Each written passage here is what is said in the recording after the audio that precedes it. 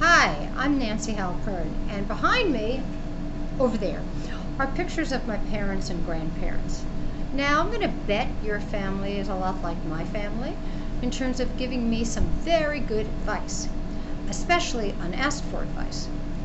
So, what do you do at work if you are a politically intelligent leader working in a politically intelligent organization and you ask someone for advice but you really don't agree with it? Or, trickier still, you get unwanted advice from important people in the organization. Well, let's start with some don'ts. Resist using facial expression, word choice, or tone of voice to convey your immediate evaluation of the quality of their idea. Things like, I already thought of that, or no, that's not going to work. Just dismisses the person alongside or actually bundled with the idea itself. And it doesn't help the relationship, does it? You know this from your personal life. It's no different in your professional life, except in some cases with greater risk, because people at work may not actually love you, unlike your family and friends. So what do you do? Well, it's a 3-step process, really. And it's not that tough, just needs a little practice.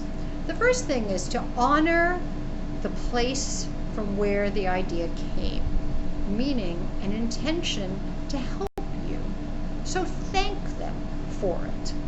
The second is put some words into those thanks. That's an acknowledgement, right? And that acknowledgement could be, that's really interesting. Or, I appreciate you taking the time to think this through. Something along those lines. So now we get to the really tricky part, right? Rejecting it. You can buy yourself some time, such as, I'd really like to think about that. Or say, can you tell me more? Because if you do that actually, which is much better than just buying time, you might actually hear something, or you might build on an idea they have with a brand new idea, and all of a sudden it's a collaboration versus just being given advice.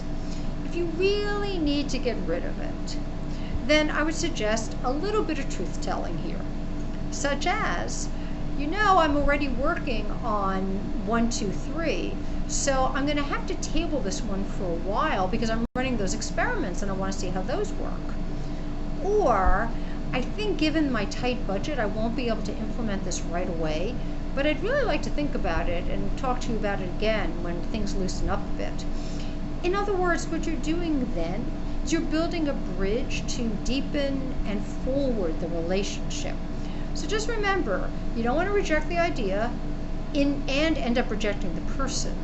You want to honor where the idea came from and use it as a way to continue the relationship while softly kind of batting it away. Well, that's it for now. Write to me, Nancy@nancyhalpern.com. I love always hearing from you. Or listen to the podcast where you don't have to listen to just me, but lots of interesting people. It's on iTunes and it's Political IQ. Until then, see you next time.